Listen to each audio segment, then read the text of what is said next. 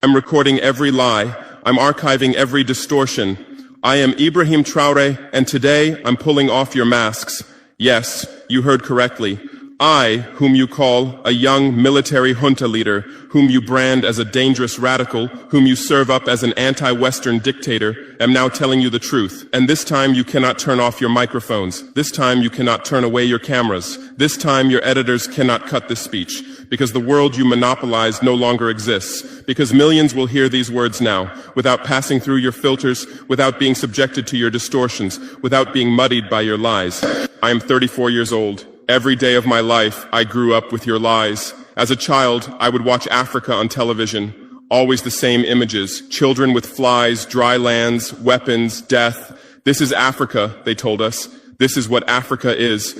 And we believed it. We were ashamed of ourselves. We were ashamed of our own lands, of our own people. But then I grew up. I read, I researched, I questioned, and I understood that the Africa you showed us wasn't real. The story you told us was a lie. The fate you imposed on us was a script you had written. For years, how have you portrayed Africa? How have you shown it? How have you sold it to your viewers? As if we were creatures who had no share of humanity, as if we were savages left outside of civilization, as if we were wretches waiting for you to save us. Every day, every hour, every minute, the same story plays on your screens. Hunger, war, disease, corruption, terror, chaos. These are the words that come to mind when Africa is mentioned.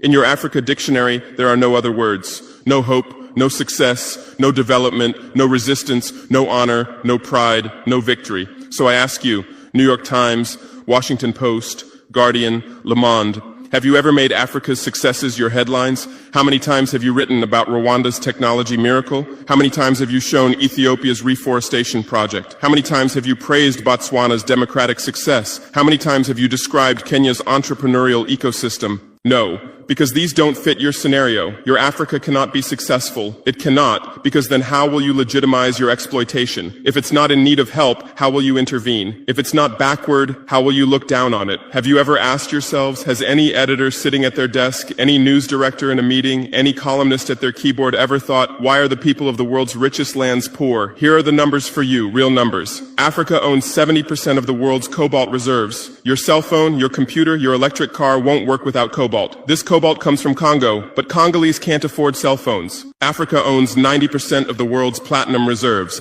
Catalytic converters, electronic devices, medical implants, they all need platinum. This platinum comes from South Africa, but South Africans are crushed by unemployment. Africa provides 30% of the world's gold production. Mali, Bokina Faso, Ghana, Tanzania. Gold flows like rivers from our lands.